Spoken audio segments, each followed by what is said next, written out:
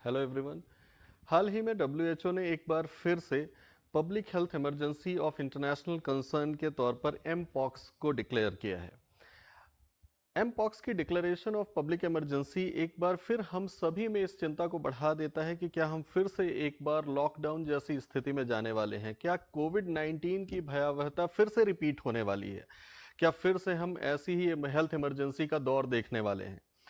ऐसी बीमारियां जहां पर हमारे पास कोई रेडी वैक्सीनेशन या रेडी इलाज नहीं है, वहां पर हमारे लिए बहुत ज़रूरी हो जाता है कि हम जानें कि आखिर ये बीमारी है क्या, कैसे फैलती है। क्योंकि जब ट्रीटमेंट की एक्यूरेसी हमारे पास नहीं है या एक्यूरेट ट्रीटमेंट हमारे पास नहीं है, तो फिर ज़रूरी हो जाता है कि अवेयरनेस ही सुरक्षा का महत्वपूर्ण उपाय मान लिया जाए।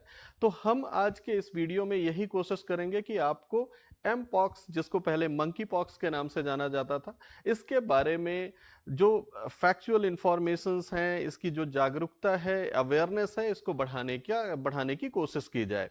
तो आइए, मैं अख्तर मंसूरी आपको इस वीडियो के माध्यम से इसी बारे में बताने वाला हूं। हम आज के वीडियो में क्या क्या जानने वाले हैं, इसे देखते हैं। हमारा ये जो वीडियो है ये कई भागों में बटा हुआ होगा। इसमें मुख्य रूप से हम देखेंगे कि मंकी पॉक्स वायरस होता क्या है या एम पॉक्स नाम की बीमारी क्या है। दूसरी चीज जिस पर हम ध्यान देंगे वो ये है कि करंट आउटब्रेक जो है ये किस तरह से हुआ, इसका हिस्ट्री क्या है। आखिर क्या ये पहला आउटब्रेक है। जैसे कि हम सब जानते हैं कि एम पॉक्स को दूसरी बार ग्लोबल हेल्थ इमरजेंसी के तौर पर डिक्लेयर किया गया है। इससे पहले 2022 में भी ये हो चुका है और 2024 में हमने देखा कि हाल ही में डब्ल्यूएचओ ने एक बार फिर से इसको पब्लिक हेल्थ इमरजेंसी घोषित कर दिया है। साथ में हम ये भी देखेंगे कि आखिर ये फैलता कैसे है, सिम्टम्स क्या हैं, इम्पैक्ट्स क्या हैं, ये जनरली हमको जानना होता है ताकि हम अपने स्तर पर या कम्युनिटी लेवल पर इससे लड़ने की क्षमता डेवलप कर पाएं। क्योंकि जहां पर इलाज नहीं है वहां पर सुरक्षा ही इलाज है, और सुरक्षा की सबसे बड़ी जो शर्त है वो ये है कि हमको इसके बारे में पता होना चाहिए कि ये कैसे फैलता है। फिर हम देखेंगे कि आखिर अब तक ट्रीटमेंट और इससे बचाव के क्या उपाय घोषित किए गए हैं, डब्ल्यूएचओ ने किन्हें अप्रूव किया है, क्या वो उपाय कारगर हैं या नहीं है, ये तो हमारा जो आगे वैज्ञानिक प्रगति होगी उससे ही पता चलेगा।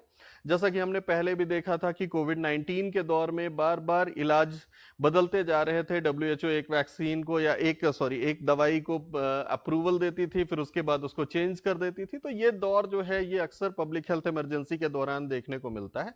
हम देखेंगे क्या इस बार भी कुछ ऐसा ही होने वाला है या हमारे वैज्ञानिक बहुत जल्दी इससे संबंधित कोई सटीक इलाज खोज पाएंगे। और लास्ट में हम देखेंगे कि अब तक हुई घटनाओं में ग्लोबल रिस्पांस क्या रहा है। डब्ल्यूएचओ की डिक्लेरेशन और रिस्पांस स्ट्रेटजीज पे भी हम चर्चा करेंगे कि आखिर वो किस ओर जाने वाली हैं या किस ओर जा रही हैं। इसी में हम सबसे पहले शुरुआत करते हैं कि आखिर एमपॉक्स वायरस है क्या।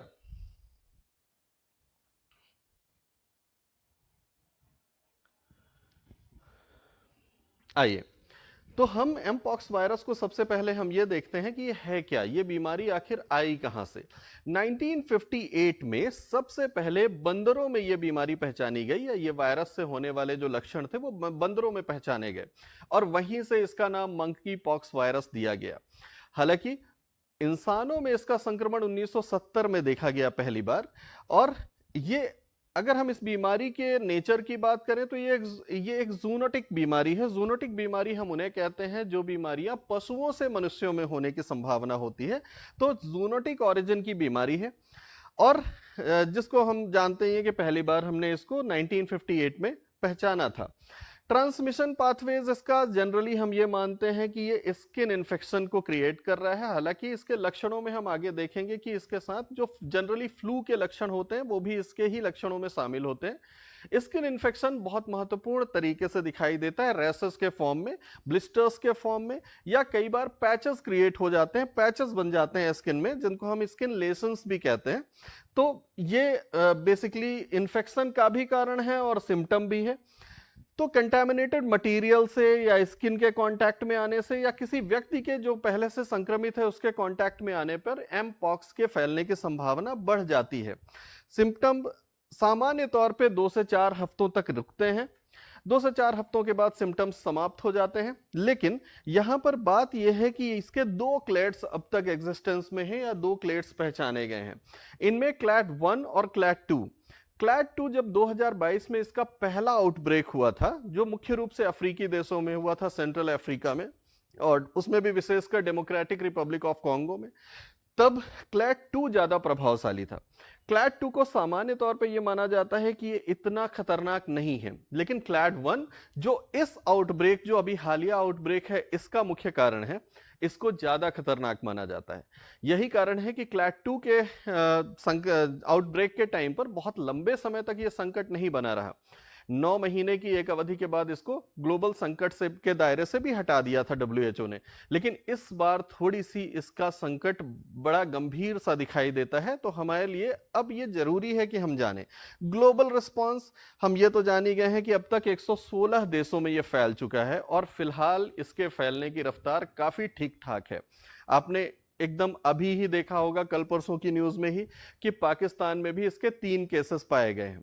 और इसी वजह से हमारा जो तमिलनाडु स्टेट का डायरेक्टरेट ऑफ पब्लिक हेल्थ है, उसने भी एक हाई अलर्ट घोषित किया है। अपने एयरपोर्ट्स और सी पोर्ट्स पर उन्हें अपना जो मॉनिटरिंग है उसको थोड़ा सा इंक्रीज कर दिया है और एक पूरा जो अथॉरिटीज हैं उसको अलर्ट मोड पर डालने का काम किया है।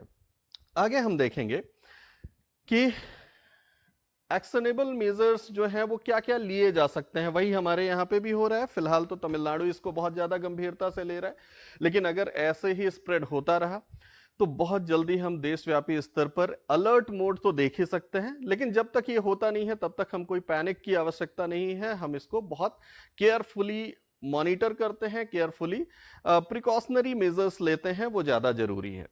चलिए हम देखते हैं कि actionable measure for health care professionals क्या होने चाहिए। पहली चीज तो है कि सर्विलांस एंड रिपोर्टिंग, ये सबसे इंपॉर्टेंट होता है। जब भी कोई ग्लोबल इमरजेंसी होती है, सर्विलांस एंड रिपोर्टिंग सबसे इंपॉर्टेंट फैक्टर बन जाता है। क्यों? क्योंकि जब तक हम सर्विलांस नहीं करेंगे, खास तौर पर जब कोई वैश्विक बीमारी है, वैश्विक स्तर की बीमारी है जो कई देशों में फैली हुई है, अगर हम आज के ग्लोबलाइज्ड जमाने में अगर हम अपने बॉर्डर्स को सेफ नहीं करेंगे, जो लोग आने वाले हैं, जो जाने वाले हैं, उनकी मेडिकल हिस्ट्री को वेरीफाई नहीं करेंगे, सर्विलांस में नहीं रखेंगे, तो कंटामिनेशन की संभावना बहुत ज्यादा बढ़ जाएगी। इसी वजह से सबसे इंपॉर्टेंट जो है वो यही है कि हम बहुत प्रॉम्प्ट तरीके से, रैपिड वे में इस चीज को, मॉनिटरिंग को बढ़ाने का काम करें सबसे पहले तो। दूसरी चीज, vaccination to high risk group. अब तक हमारे पास एम पॉक्स के लिए कोई डेडिकेटेड वैक्सीन नहीं है, बट सामान्य तौर पर कुछ वैक्सीन्स हैं जिनको हम आगे देखेंगे। डब्ल्यूएचओ ने उनको रेकमेंड किया है कि रिस्क ज्यादा होने पर वो वैक्सीन्स यूज की जा सकती हैं। स्टिंक्ट हाइजीन प्रैक्टिस, हाइजीन आपको पता है सबसे इंपॉर्टेंट चीज है ना। तो हमको हाथ धोना है, ठीक है, और जो बेसिक हाइजीन है, जो क्लॉथिंग है, जो बेडिंग्स हैं, इनको भी अच्छे से हाइजीनिकली मेंटेन करने की कोशिश करनी है। मास्क बहुत इंपॉर्टेंट है, जो कि कोविड-19 के टाइम पे भी इंपॉर्टेंट था, आज भी उतना ही इंपॉर्टेंट माना जा रहा है। पब्लिक अवेयरनेस बहुत इंपॉर्टेंट है, इसीलिए हम भी ये वीडियो बना रहे हैं, ताकि पब्लिक को इसके बारे में ठीक ठाक से जानकारी तो रहनी ही चाहिए। और coordination with international health organization, क्योंकि एक वैश्विक बीमारी है, बहुत जरूरी हो जाता है कि हम सिर्फ राष्ट्रीय स्तर पर ही प्रयास न करें, बल्कि हम कोऑर्डिनेटेड वे में एक ग्लोबल एफर्ट का पार्ट बने, ताकि हम इसको वैश्विक स्तर पर नियंत्रित कर पाए। अब हम ये देखेंगे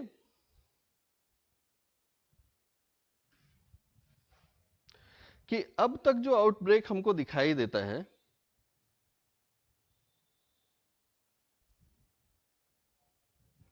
जो करंट आउटब्रेक ओवरव्यू है, उसके बारे में थोड़ी सी देखते हैं कि अब तक आखिर हुआ क्या है।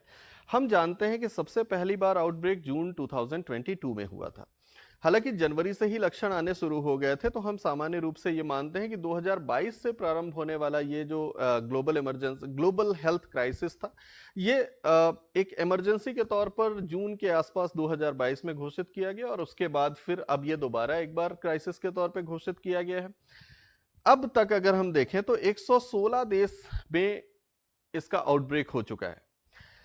208 की जो डेथ हैं वो अप्रूव्ड हैं, डब्ल्यूएचओ ने उसको, या अब तक जो टोटल केसेस हैं 2022 से लेकर के 2024 के जून तक वो है 99,176, और इनमें से 208 इंडिविजुअल्स की डेथ कंफर्म्ड है।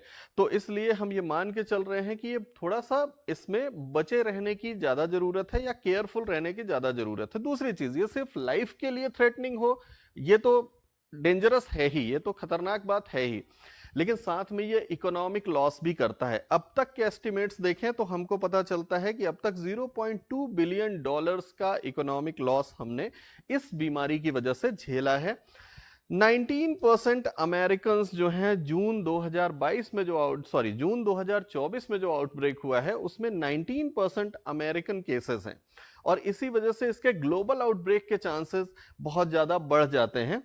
डब्ल्यूएचओ ने अभी अभी इसे ग्रेड 3 इमरजेंसी घोषित किया है, और ग्रेड 3 की जब कोई इमरजेंसी घोषित की जाती है तो इसमें बहुत ही एक्टिव रिस्पांस की जरूरत होती है, सब्सटेंशियल रिस्पांस की जरूरत होती है। खैर, ट्रांसमिशन मोड हमने देख ही लिए थे, लेकिन फिर भी एक बार फिर से हम इसमें देखते हैं कि आखिर ये बीमारी फैलती कैसे है। तो अगर आप ध्यान से देखोगे तो आपको पता चलेगा first transmission mode is direct contact.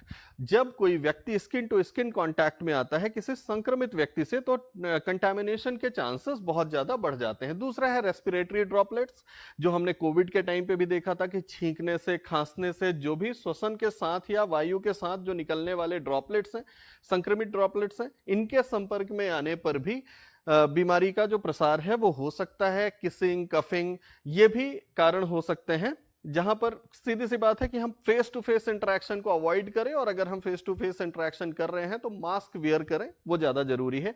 Contaminated object, अगर हम बेडिंग, क्लॉथिंग जैसे कोई इन्फेक्टियस या ऑलरेडी कंटैमिनेटेड ऑब्जेक्ट के कांटेक्ट में आते हैं तब भी इंफेक्शन के चांसेस बढ़ जाते हैं। सेक्सुअल कांटेक्ट बहुत इंपॉर्टेंट है, इसलिए क्योंकि 2022 में जब क्लैड 2B का जब एक्सपेंशन हो रहा था, या ये कहें कि कंटामिनेशन हो रहा था अफ्रीकन कंट्रीज में, तो उस संक्रमण के दौरान मेन जो वर्ग था जिसको इससे असर हुआ था, या जो प्रभावित वर्ग था, अफेक्टेड ग्रुप जो सबसे बड़ा था, वो था गेज का और बायसेक्सुअल का। Actually sexual activities without protection या अनप्रोटेक्टेड सेक्सुअल एक्टिविटीज भी इसका एक इंपॉर्टेंट फैक्टर है, तो हमको ये भी ध्यान रखना है कि ये भी रिस्क हो सकता है। नेक्स्ट हम ये देखेंगे कि सिम्टम, कॉमन सिम्टम क्या होते हैं और इंपैक्ट क्या होता है। कॉमन सिम्टम में हमको रैशेस दिखाई देते हैं, ब्लिस्टर्स दिखाई देते हैं स्किन पे, फीवर, सोर थ्रोट, ये प्रिवेलेंट सिम्टम्स के तौर पे अभी तक अप्रूव किए गए हैं। सिम्टम जनरली 2 से 4 हफ्तों में चले जाते हैं। Risk group children, pregnant women और immuno compromise of individuals, compromised individuals, यानी जो जिन लोगों में प्रतिरोधक क्षमता कम है वो लोग इससे प्रभावित हो सकते हैं। ग्लोबल इंपैक्ट हम जानते हैं कि 208 डेथ, कंफर्म डेथ 30 जून 2024 तक हो चुकी हैं, और जियोग्राफिक स्प्रेड भी हमने देख ही लिया है कि अब तक 116 देशों में ये फैल चुका है। तो हमारे लिए ये कंसर्न जो है, ये जरूरी है कि हम इस पर चिंता करें और इसके प्रिवेंशन के बारे में विचार करें। ट्रीटमेंट और प्रिवेंशन क्या है, इस पर भी थोड़ा सा देखते हैं। ट्रीटमेंट के लिए अब तक कोई स्पेसिफिक वैक्सीनेशन या स्पेसिफिक ट्रीटमेंट डेवलप नहीं किया गया है, लेकिन सपोर्टिव ट्रीटमेंट यानी सपोर्टिव केयर, यानी जो सिम्टम है उन सिम्टम पर स्पेसिफिक जो इलाज होता है, जैसे खांसी के लिए खांसी की दवाई, बुखार के लिए बुखार की दवाई, इस तरह के जो सपोर्टिव केयर हैं वो फिलहाल रिकमेंडेड है।